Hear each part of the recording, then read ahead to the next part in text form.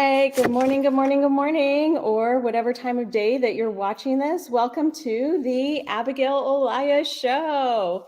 And I am going to give it just a few seconds. I know it takes a minute or so, well, maybe a little less than that, to have people join in.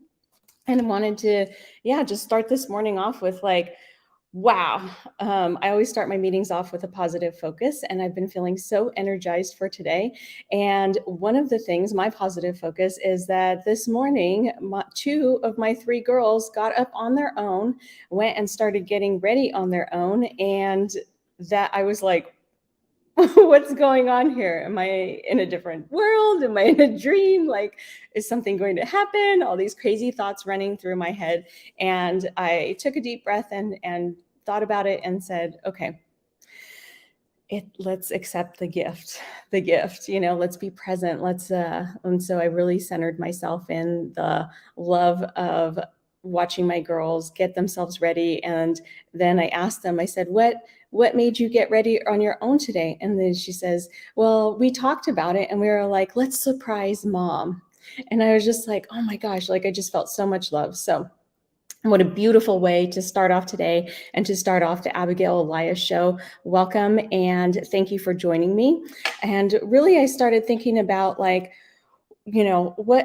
do I want to do with the show? And I knew that I wanted to come in and I wanted to be able to teach. I wanted to talk about concepts and philosophies and that what I use to navigate through the world, what I teach, what I work on, what are distinctions that can help people. So I really wanted this to be a place of insight for my viewers to come where they can increase their personal power. What does that mean, increase personal power? Well, it's something that's not really seen, it's felt. It's how are we showing up in the world? How are we feeling in the world? Are we already in our minds of an empowered state, or are we in our minds of a disempowered state? So it's really working and fine-tuning these things that are in our mindset and our being to be able to show up powerfully and do the things that we want in our world. So increasing personal power will be a big part of the show. The second part of the show that I really want is creating a freedom lifestyle, or a lifestyle of freedom. And so what does that mean? Well, to me, it means creating a lifestyle that is where I can do anything and what I want when I want. So it's really evolving around time. You can think, oh, okay, that sounds great. But what is that really?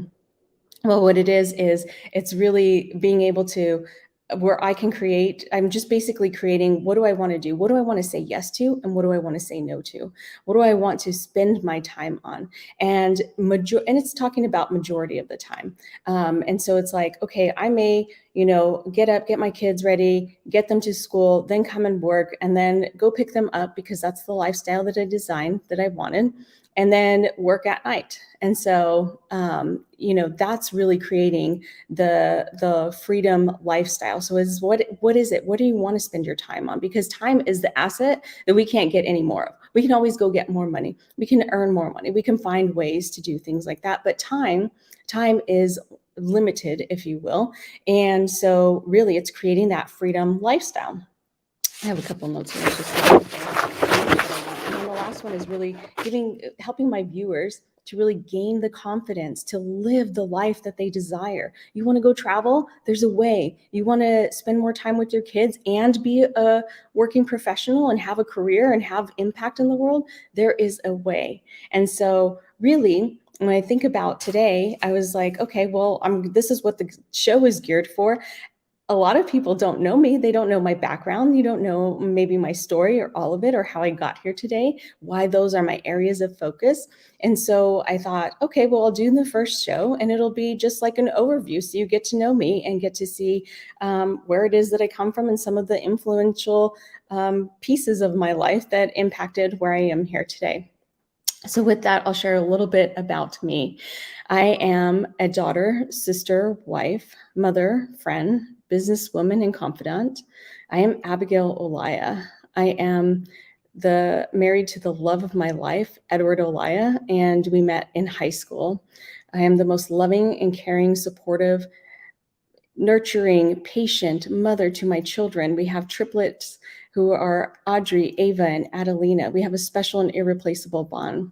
I am present. Today, that's what I want to be, is I want to be present in every day in my life. I am present. I'm exactly who and where I'm meant to be in the universe. I am here to serve and to create a message that is meant for the people that are watching and listening. Who are my audience? Who is drawn to me? Who do I have the message for? So that's who I am serving today and being present.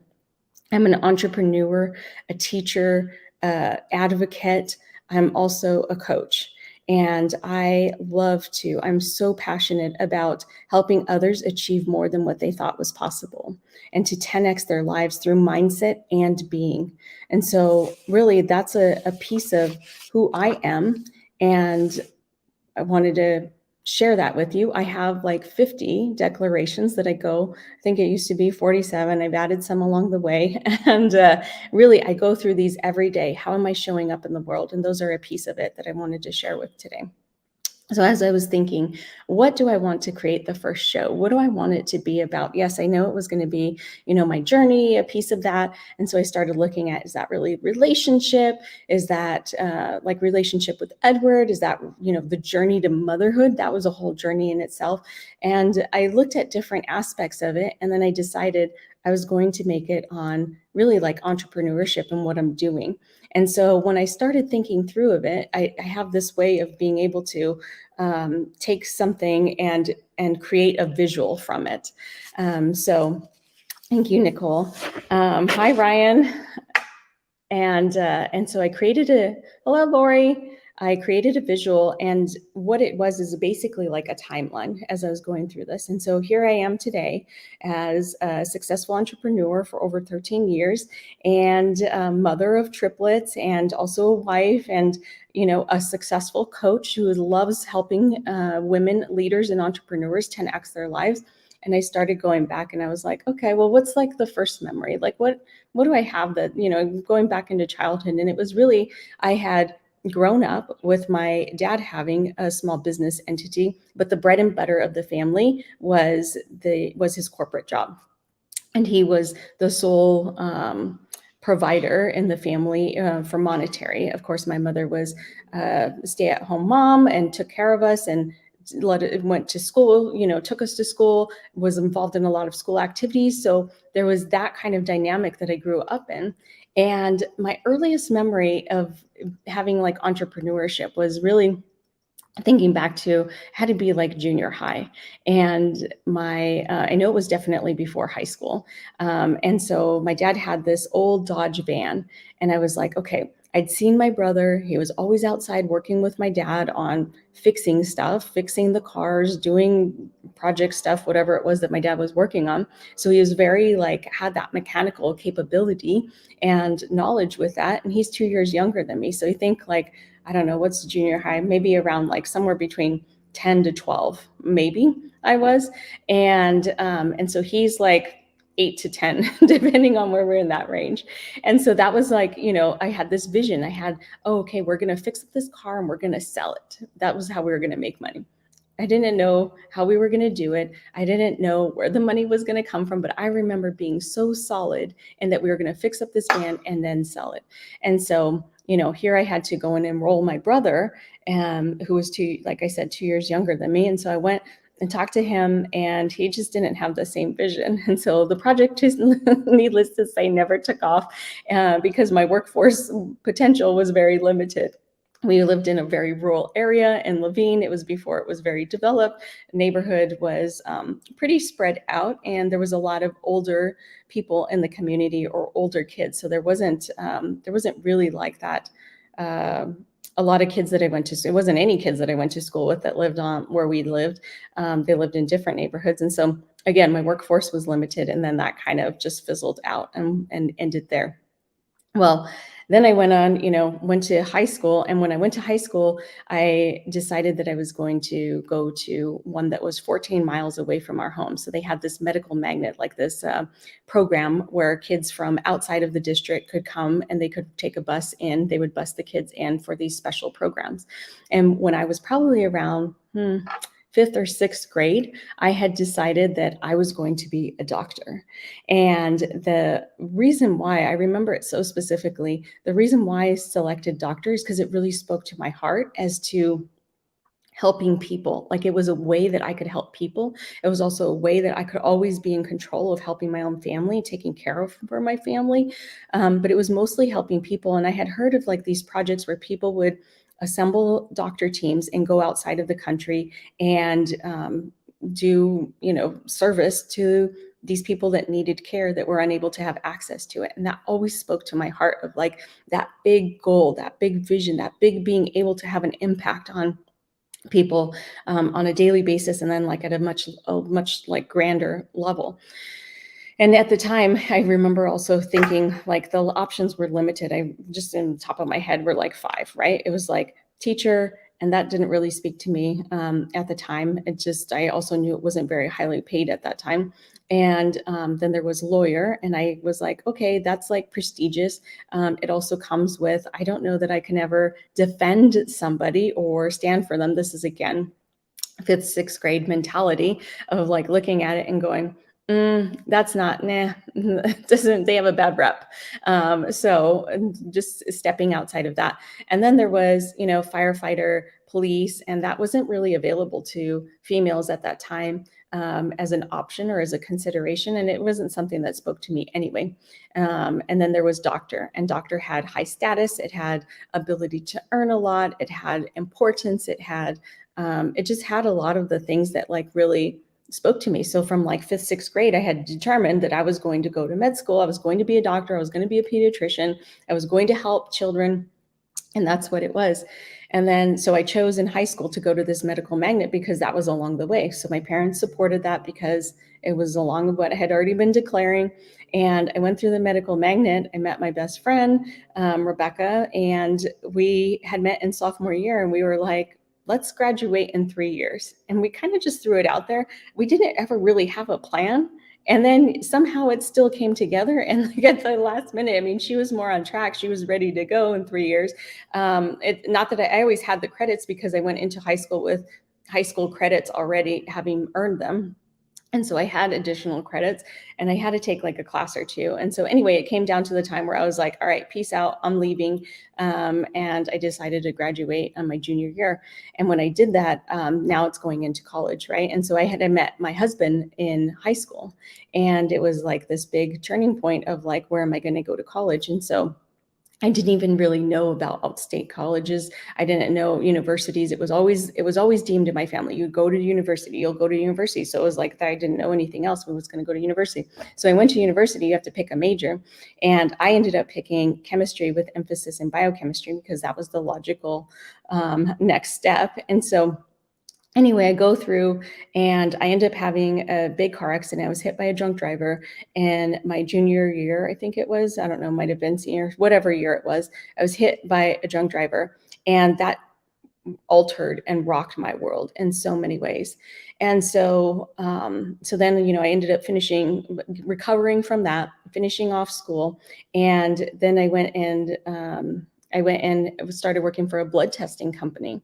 And at this blood testing company, we had just got married, Edward and I. It was the year we had just got married. I had still this vision that I was going to go to med school. So I went and signed up for Kaplan MCAT course. And it's where you pay, I don't know, it seemed like a significant amount of money at the time.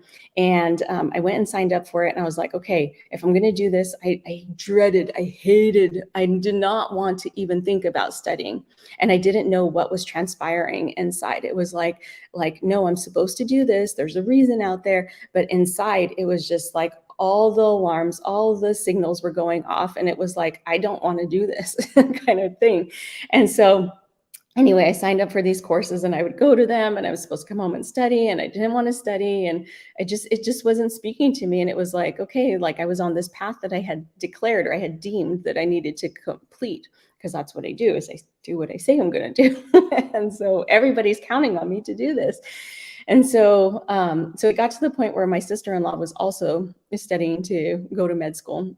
And she, there was something that she really wanted. So she was already volunteering at the hospital. And I knew at some point my time was going to have to come where I'd have to do the volunteer work. I'd have to do the grunt work. I'd have to get into the environment and start putting my time in. And really what I realized when one day she was talking about it, and she was talking about, and I have so much respect for people in the medical field, and really the caretaking that they have to caring for people. I mean, she was talking about going and cleaning up after people and cleaning people and that had like soiled themselves or whatever. And then she was like, and then I went back and ate my lunch at my desk. And I was like, I don't want to do that. Like, I have so much respect for that. But I was like, sorry, I'm out. Like, I could do blood, I can do a lot of things, but it wasn't that I couldn't do it. It was that I didn't want what was on the other side enough. It wasn't really my calling. That wasn't. And then I had a conversation with someone. They said, you don't have to be a doctor to help people. And it was like, how come I hadn't thought about this before? It was like this huge revelation. It was like, oh, okay. Like just my world totally opened up. And so I finally called it and I said, I'm not going to med school, told my parents, told the family, and ended up, you know, it's, it's interesting. Everyone is counting on me to do this. Yes. What are we doing for others and not for ourselves? Yeah, that was the path I was on, because they would talk about it, right? They would say like, oh, she's going to go to med school and she's going to do this and she's going to be this. And I'm sure they were just saying it because being a parent now myself, like being a sense of pride, like if she said she's going to do that. And at the same time, when I changed my mind, they're like, okay, whatever you want. And so it was like this big thing for me that I was like now switching gears. So anyway, that was like the path up until then, is I thought I was going to go to med school. Then I was like, what now? What now? We had just gotten married. Like I said, I went and worked for this blood testing laboratory because I didn't have that path anymore. The path was like study, apply, get into med school, maybe work a little bit, but it was really like studying was the job.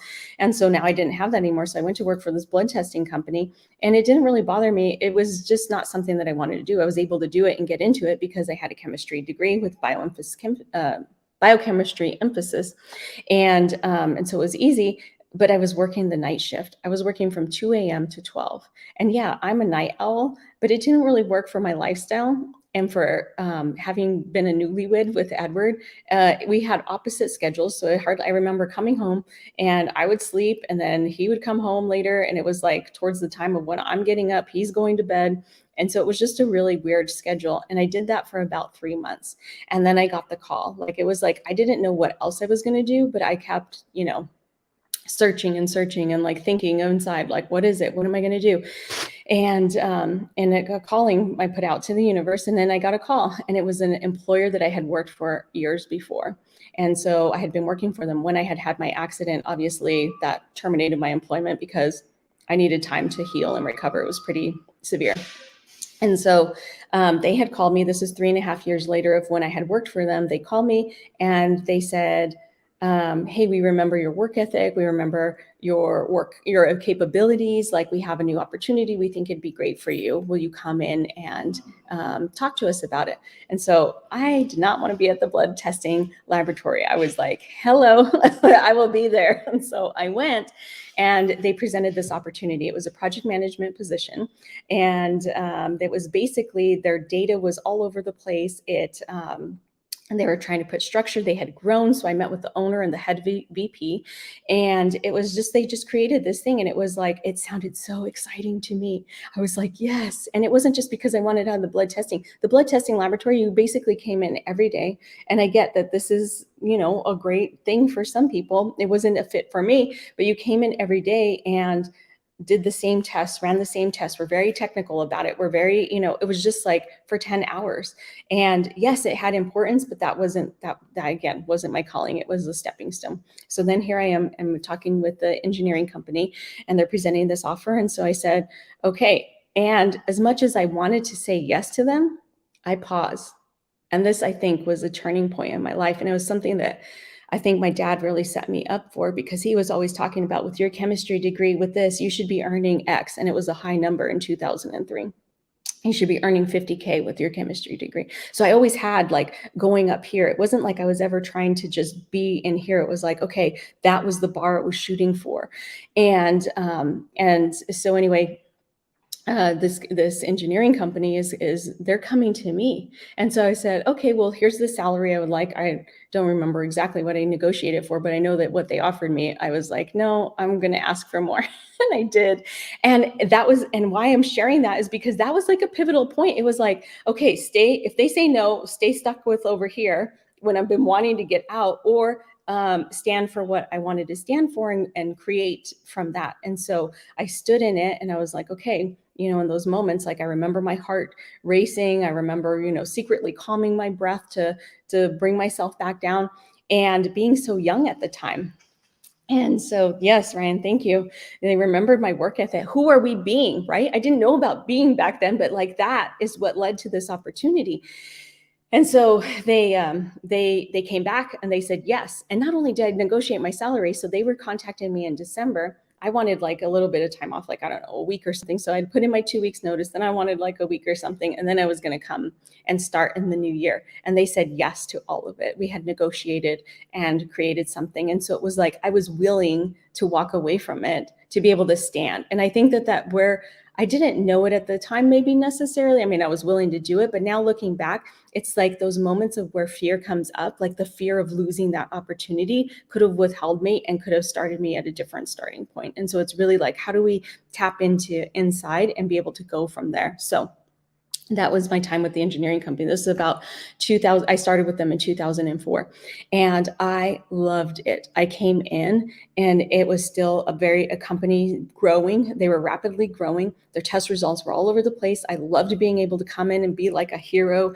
And what I found out through my process, or my time working with them, is I was good at taking a vision, breaking it down, and being able to implement it through systems and processes, and along the way, bring the people. So I very much started becoming aware through my time there that I had the people aspect. I could feel the people. They would take me to meetings early on, and there wasn't a lot of females. This is a construction industry, civil engineering. There was like hardly any, especially my age.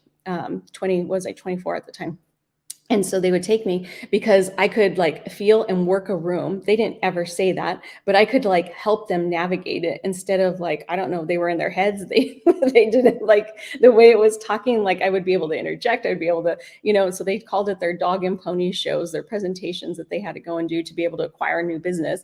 And then I would be able to go and have that. And so I started really seeing that, and I was able to take the people and be able to help them, because I could understand, if they understood the why, if they understood why these test results were important, the people typing them in would do a better job typing them in. If there wasn't the conflict between the field crew and the office crew, there would be a better job on like everything, right? Like test results. It wouldn't be like, you're doing a bad job, give me your test results. That's kind of like what I walked into, to like, I'm not going to do it. They're not going to tell me what to do, right? And so I was able to bring like unity with that. And so it was cool. Like I excelled in that position. I started, and I did it very fast. And that was because I was very open. I was very eager to learning. It was a new environment. I had a lot of freedom to be able to create. And so that's really, I just was working, and I did so well there that they started to deem me, as they called it, the triangle or the trifecta or something like that. And it was like, oh, okay, in X years, there will be 3 people at the top of the company running it. And I didn't like that for some reason. Like a lot of people would be I felt good. I felt esteemed. I felt, recognized. And at the same time, I was like, whoa, nobody's deciding my future except for me. Let me just be clear about that. And I don't want that. It was like I was a big fish in a small pond. And so when I started getting those feelings, I actually went out and got my MBA. And so I looked for MBA. I was able to do close study under Dr. Ken Blanchard. And if anybody knows about him, it was servant leadership. And this is about 2007. Servant leadership was not, that was just starting to become the way of like being a leadership style and being recognized. And so I went through, did that. And while I was in my classes, I was in an executive MBA program. and through Grand Canyon University that have partnered with the Dr. Ken Blanchard organization to be able to create the servant leadership study. And while I was there, I was working with executives. I mean, I was in classes, I was in groups with the president of Avnet, which is a huge company, and I was only 27 at the time. And so it was exciting. I was just absorbing. And then they got me a coach. They didn't pay for my MBA. I went and did that on my own. In fact, the engineering company, they didn't see the value in that, even though I had requested for assistance with that. They chose otherwise, which is fine. And that was another signal to me of that I was already willing to invest in myself, and I was going for something bigger, and that we were misaligned on that. So here I am at the engineering company, coming about to the time, because I'd already built departments, I had already created things. And during my time in there, I learned a really important lesson.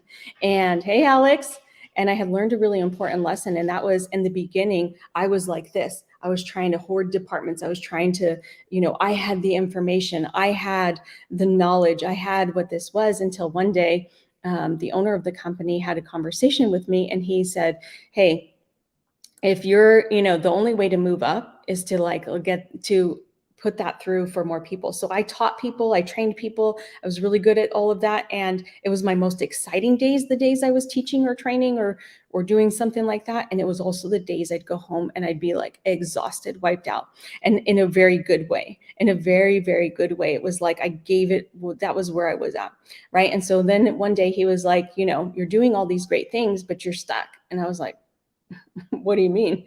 And he's like, the only way to move up is to somebody has to replace you. If somebody can't replace you, if you don't teach people to do what you do and let go of that, you are stuck in that position. And I was like, that's all I needed.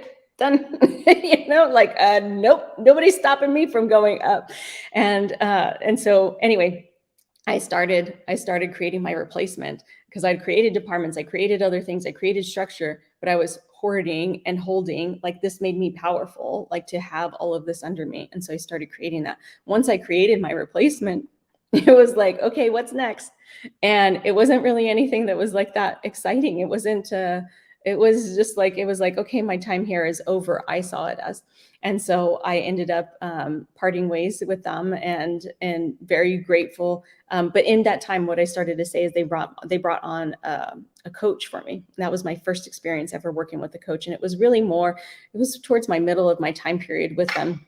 But they had brought a coach, Joe Farch, to work with me at that time. And so that's where we started tapping into like a management style and leadership style and personality styles, and getting to understand that. And so that was really beneficial. And I started thinking at that time, I remember having conversations with Edward, like, I think I would want to do that. I would love to go in and coach and like help people and that kind of stuff.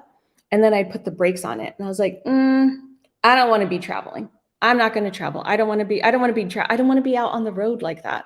Nope. And so I was fighting with that. And so anyway, great experience, but ended that, and was very grateful for their investment of that in me. And then fast forward back a little bit, came to the time when I left. And so when I left, this was now 2008. I had left in 2008 and just kind of took some time. Edward was working. And then I was like, okay, what are my top 3 companies? And I was looking for what was the top 3 that I wanted to work for. And I researched them, and I was doing informational interviews to get to know people, to see how to get in. And one of them was APS, which is an main electric company here in the Phoenix Valley. And so I went through and I was like trying to get in. I had applied online. It was basically, if you didn't know anybody or you didn't have somebody vouching for you at the time, like it just like the applications online, they were just, I guess, part of the process or whatever. And this was, finally I had met somebody, and she's like, why don't you come in as a contractor? Like, I know somebody that this contracting company, and they get people in. And once you're in as a contractor, then you could be hired as an actual employee. And so I was like, okay, like nothing else was really panning out at the time, and I was willing to do it. Here's the thing. I have my MBA. I have a biochemistry. I even double majored, and I had a Spanish degree too. So here I am. I had experience in managing departments of 20 plus people, creating departments, all of this stuff. And here was the position. The position was coming in as an administrative assistant. And so I was like, all right, I can do this. Like it could be a little jarring for somebody, but I was like, it was never in my mind. Honestly, it was never in my mind. That was not really the position I was coming in for. My strategy was I was coming in and I was going to move very quickly. Like I'd get there and they'd see me and I'd take on something. And that was the way it was in my head, is it was an entry point. So I went in and I remember the lady that was training me, and she's like, and this is how you do a calendar invite. And I was like, okay, and I did it. And she's like, oh, you did it correct. And I was like, whoa, where is the bar here? Like a calendar invite? I'm like, all right. And so what it did, I was in that position less than 3 months before I had already moved up, and I'd got a project management position. So I'd moved departments, still within the IT organization, but moved completely departments. And what it did, this is the thing, is because I was an administrative assistant, I was administrative assistant to the directors. And so I got to go and attend these meetings. I got to ask questions. I got to learn what we were working with and what is a transformer and how is the electricity and what is this and what is the rates and blah, blah, blah. I got to learn all of this stuff. So I was like incubating. In that time, I was also taking on projects. I mean, obviously they saw that I was capable and I was able to do things. And so within 3 months, before it was the end of 3 months, they'd hired me on as an actual employee. And I left the contracting firm. That was part of like whatever the negotiation or agreement was. And so there I was now in project management again. And my boss, I don't know about the time, I was there for a few weeks and she got let go. And I was like, see ya. I was not going to mourn. I'd only been there a few weeks, and I stepped up and I was like, hey, her position I can do. And they were like, what? I was like, yeah, I can do that. Like, I'm more than just, and I talked about like how I created before and these things. And they were like, and stuff that I'd already started working on and what I knew. And they were like, okay. So it was, it gave me a chance, and I started running that department, putting structure, working with all the project managers. And so creating, and then from there, I continued to move up and be in corporate. And so that was, 2009 is when this happened. Simultaneously in 2009, I had started with them in February of 2009. I believe, yeah, it was the beginning of February. In March, we got the news from Edward was working for the Biodesign Institute and had a grant, the government grant with ASU. It was in combination. And so he was doing biodesign stuff, engineering. That's his background, biomedical engineering. And so he'd already had a patent for testing technology that they had. And he was running a team, and he had also taught and led his team to be able to run all the equipment, to be able to do things. And when the grant got cut, then his position got cut. Because they could have the team continue forward. And so it was a total gift. And I remember when he called me, he was like, okay, my position just got cut, like, what are we going to do? And this was in 2009. So if you remember, it was like the recession had just hit at the end of 2008, or the crash or whatever had hit at the end of 2008. And now, we're going into this recession time. And I was like, okay, we'll figure it out. Like, he's like, we both talked about it. Is he going to go back to corporate, or are we going to take the jump? And we didn't know what we always knew we wanted to be entrepreneurs. He had already taken a class a couple years before, and there was this distinction that he heard of being an entrepreneur versus being a business owner. An entrepreneur creates something that they can run, that it can fulfill certain things and not have to be dependent on the person opening the door on a daily basis. That was a business owner. And whatever they had talked about in the class, it was like, it's much easier to just go work for someone else than to have to be showing up every day to make your business run.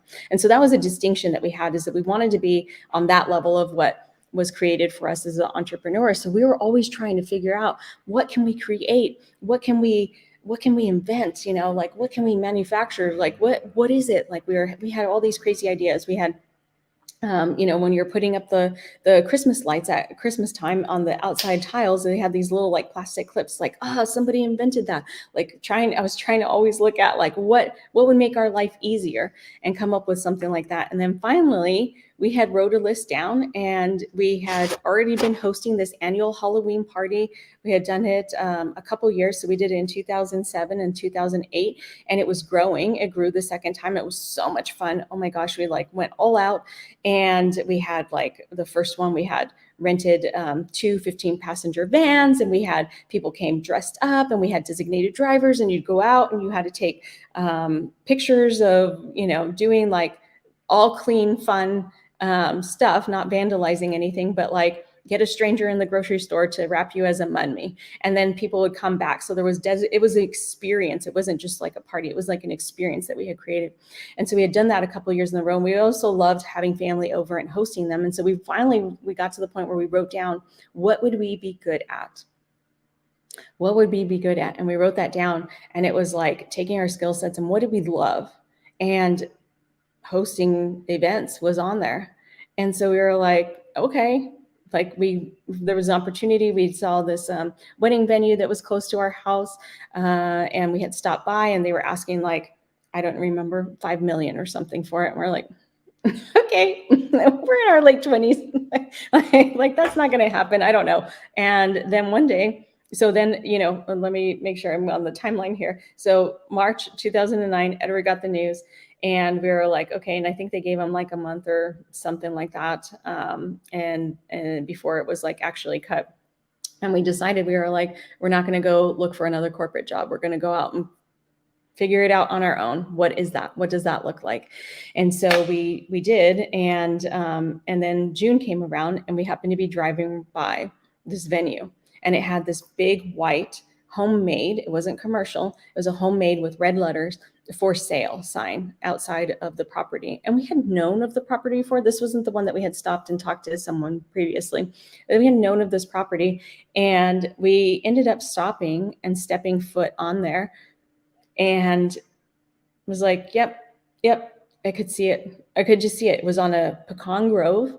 It had an indoor hall. We weren't able to go inside the indoor hall. It was locked. It was just a property that was there, and was able to see it, and was able to see the vision of like turning it into something. And so ended up calling the number on there, and there was a much older gentleman. He had answered, and he goes, he was like, well, I'm asking 1.4 million. We didn't have anything close to 1.4 million at the time. And so I was like, okay. And I have to drive down 2 hours from Pine. I want to make sure you're not wasting my time.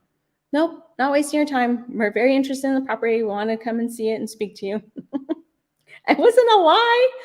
I didn't know how I was going to get to over here to like getting it. All I knew is that I needed to have a conversation. All I knew is that I had the vision. All I knew is I could feel it and see it. And like, so it was like, okay, yes. And I was serious when he asked that. I was like, yes. And I got off the phone, and we had a conversation. It was like, what? I don't know. We'll work it out. We'll figure it out. And it was how we like left it. So we go to, and this is 2009. So Google's not that robust at the time.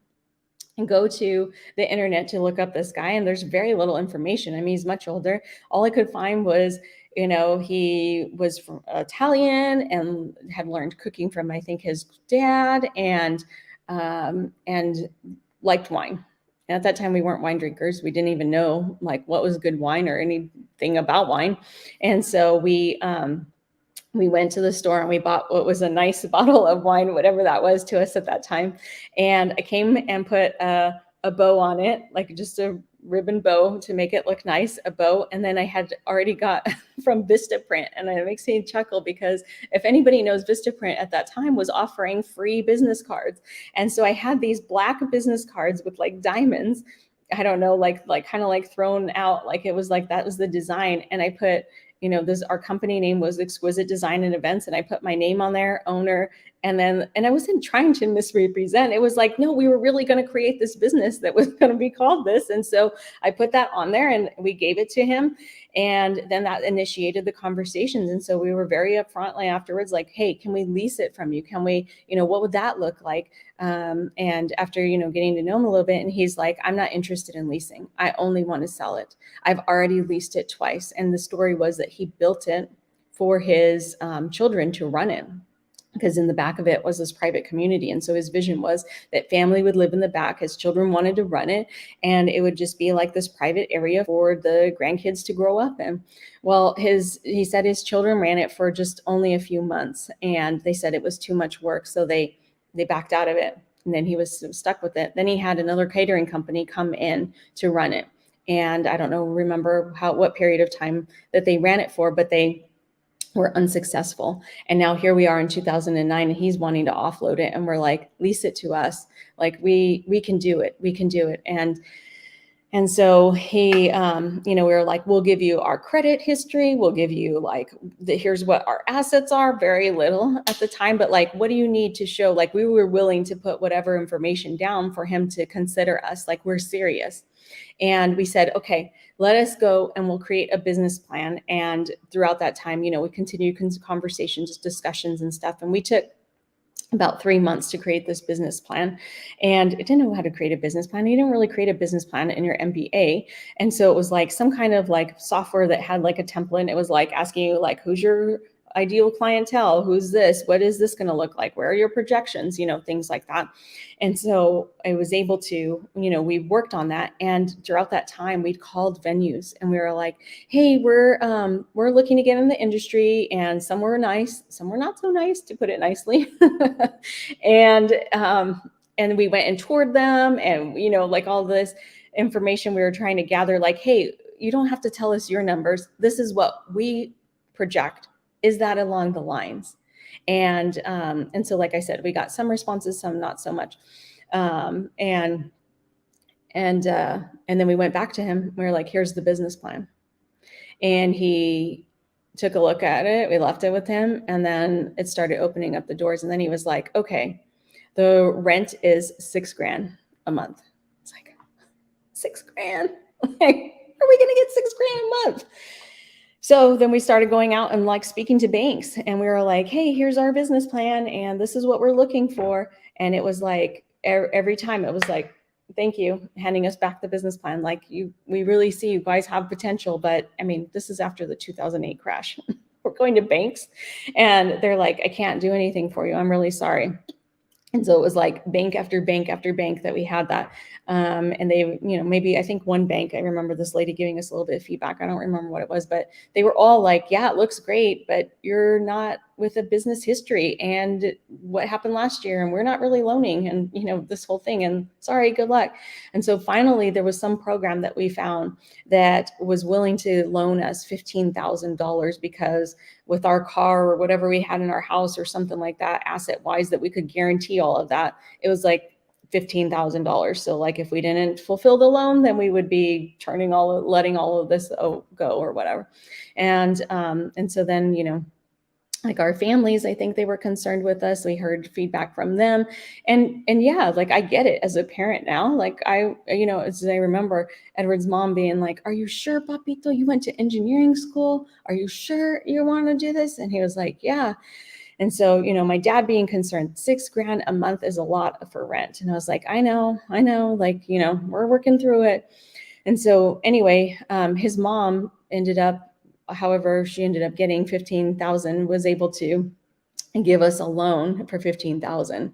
And so that's all we had was 15,000 to come in. If you think about a rent that is 6,000 a month, that's 2 months and not even a half. Like, well, okay, 2.5 months, but then you don't have money for marketing. You don't have money for all these other things. And we were like, okay, how are we going to do this? But it was like, the whole point of what I'm talking about today and why I'm sharing my story is that it's like the Steve Jobs quote: you can't connect the dots looking forward. Like, I didn't know how all this was going to happen. And it's easy also at the same time to be daunted by, how are we going to do $6,000? How are we going to make this work? How are we going to start a company? But we weren't. We were just in the moment. Like, what's the next? Okay, I was like, what's the next 2-3 steps? What's the next 2-3 steps? What's the next 2-3 steps? Looking at it from those segments, not being worried about out here. Because by the time we got to out here, who knows what this would all have looked like? We'd probably have a solution for when we get out there.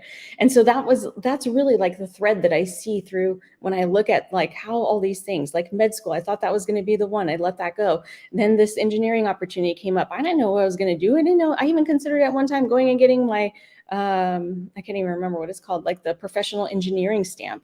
And I was like, what? Why? I don't want to sit behind the desk all the time stamping these reports. Not that I can't, it's I don't want to. And so anyway, I didn't know it was going to lead. And then going into entrepreneurship and like creating my own company. I mean, that was exciting. I love that. And so I was just able to figure out the next little pieces. And yeah, looking back, I can connect all the dots. But then at the time I couldn't. And so anyway, here we are. We had $15,000 to make that last. We started a bridal show. We were figuring out how are we going to get this. We started, marketing. And the nice thing is we had a market where people get engaged and then they come looking for the venue. So we were in a good position in that sense. And so we were creating that, and it also led us to create monthly payments because we needed cash coming in now. So it made us be creative. It made us, and which we still use to this day in that business.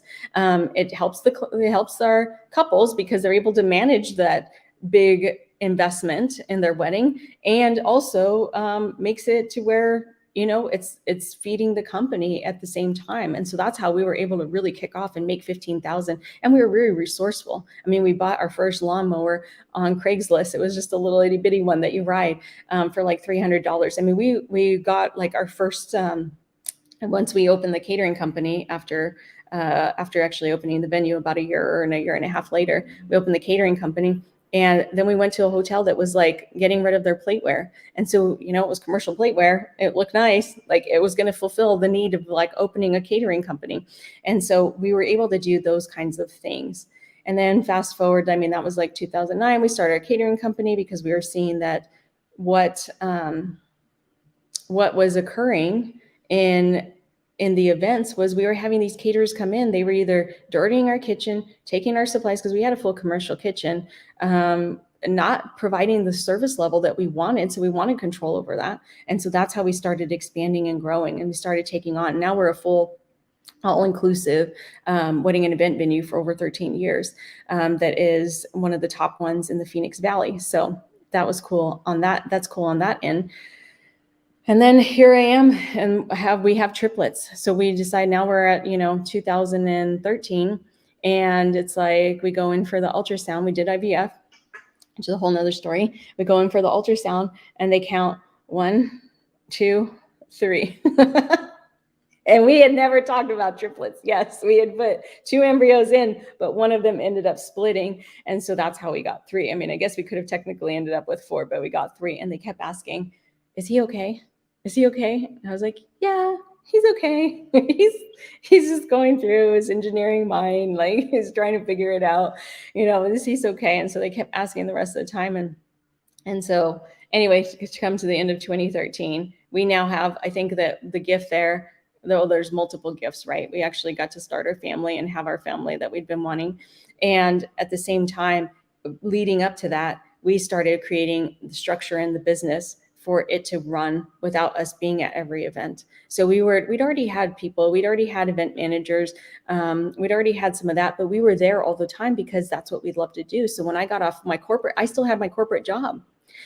Because in the beginning, Edward left. He never went back to corporate. He went and worked on the business. And then when I got out of corporate, I went and worked on the business because that was the fun thing for us to do. That was like our thing. We loved it. We were, he was working in it during the day, and then we were doing it together at night, whether that was painting, whether I was taking down doors, whether that was like landscaping, whatever it was. We were both in it to contribute to something that was this vision that we had, this lifestyle that we were working for. And so now we have triplets. And so that really led us to have to take a step back and to be able to say, okay, people have got to run this and start getting it ready for that. That kind of was like wobbly.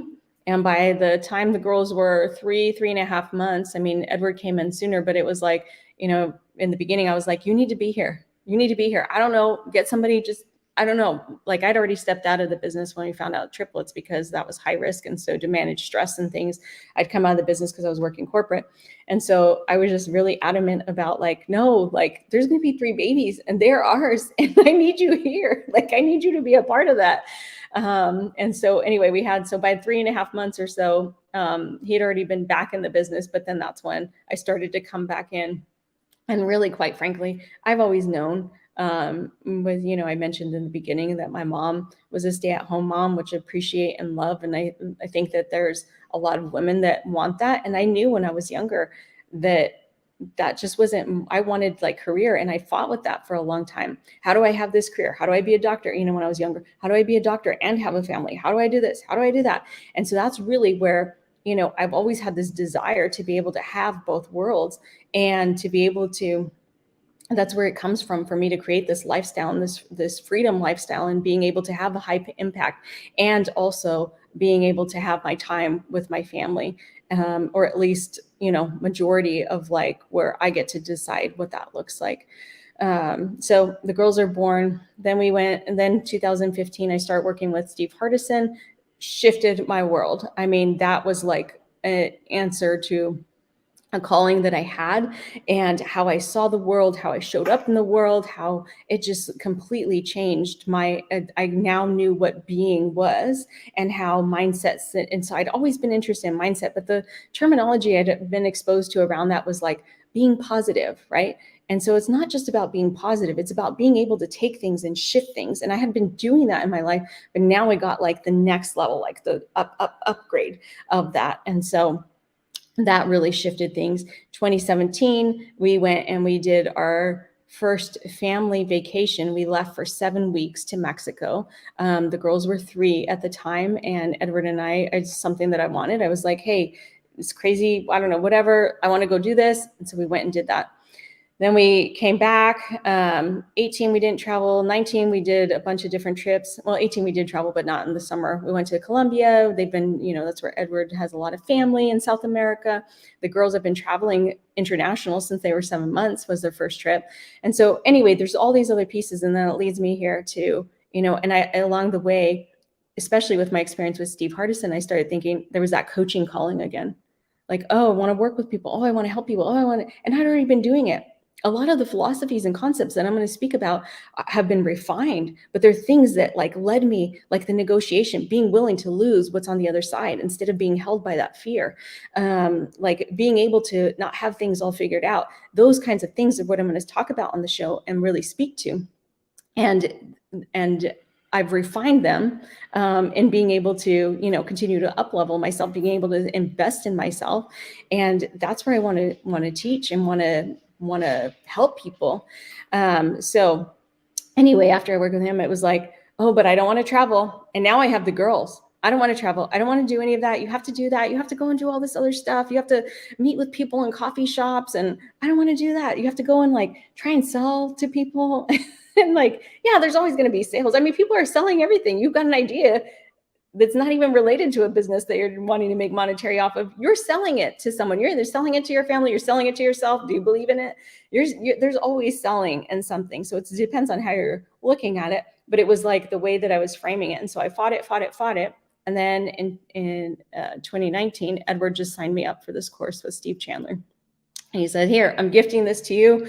Take a look at it. I think you'll love it. And it was the ACS, so the Advanced Client Systems course.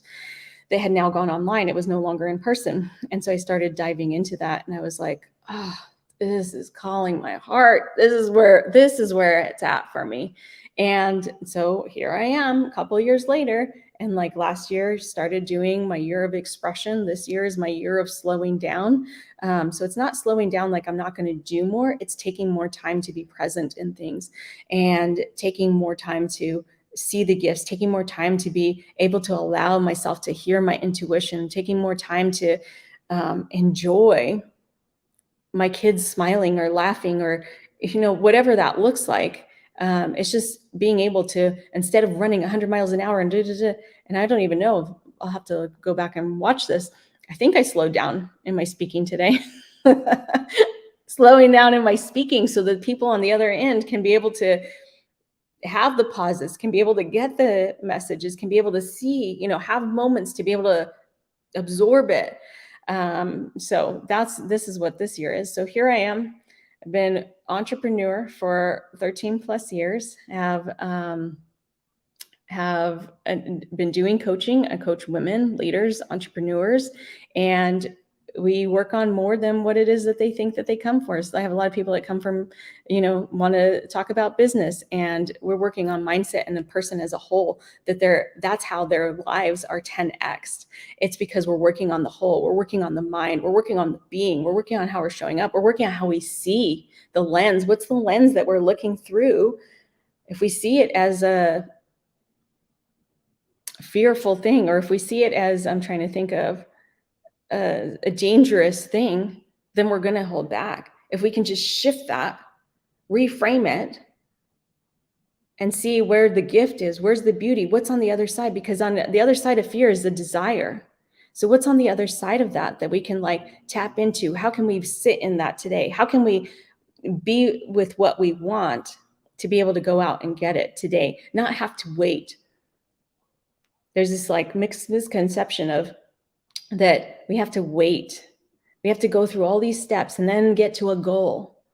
Well, what I learned was, no, if I want to be this high-end, high-paid coach, I'm using this as an example, but whatever it is I want to be, if I want to be the most loving, patient mother that has a relationship like that, I don't have to wait until I learn to be patient every day, right? I can start being patient now.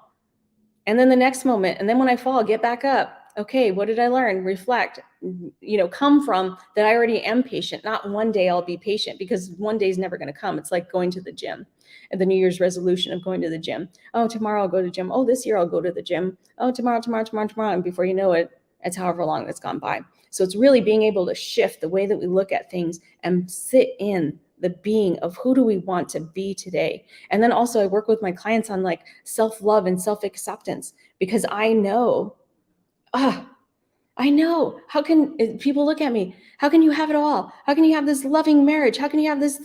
And yet they wouldn't even understand that wasn't loving myself. And I got that gift. I got the gift to love myself. And now it's how do I light that up in other people that they don't even know? I didn't even know. I didn't know I didn't love myself at that level. I mean, really. So anyway, I digress, but this is where I'm at today. And so those were kind of the main events that I think contributed and led up. And of course, there's a lot more examples and pieces. I mean, I've only been on for 56 minutes, but kind of giving a broad stroke of here's who I am, here's what I believe in, here's what I have to offer, and here's what I want the show to be. So I want this to be a place of insight, like I said. And I also am kind of toying around of how long do I want the shows to be? I don't know that I'll talk an hour on one thing, but what I'm more interested in is whatever time I need to be able to communicate what I'm looking to teach, and to allow that to be serving to people. Because I don't know, sometimes I look at things and I'm like, well, when am I going to have time? I have 50 things I want to listen to right now. That's 50 hours. So we'll see where that evolves and transpires and goes. I'll just end with, this is every 2 weeks, Tuesdays at 10 a.m. And thank you so much for being here, and really appreciate you, and hope that you got some value from it, and that I'll see you in 2 weeks. So go ahead and subscribe to Wake Up with Giants TV if you're not already on there, from my personal page, and keep an eye out. I'll be broadcasting and announcing when the next show is, which is going to be every 2 weeks, but I'll be putting that out as a reminder. So sending so much love out to you. Thank you for joining me today. And a reminder of my whole story. You don't have to have it all figured out, and you can't connect the dots looking forward. Just keep going, go to the next step, follow your inner calling, and it will, looking back, connect. So with that, have a happy Tuesday or whenever you're watching it, and I'll see you in the next round. Mwah.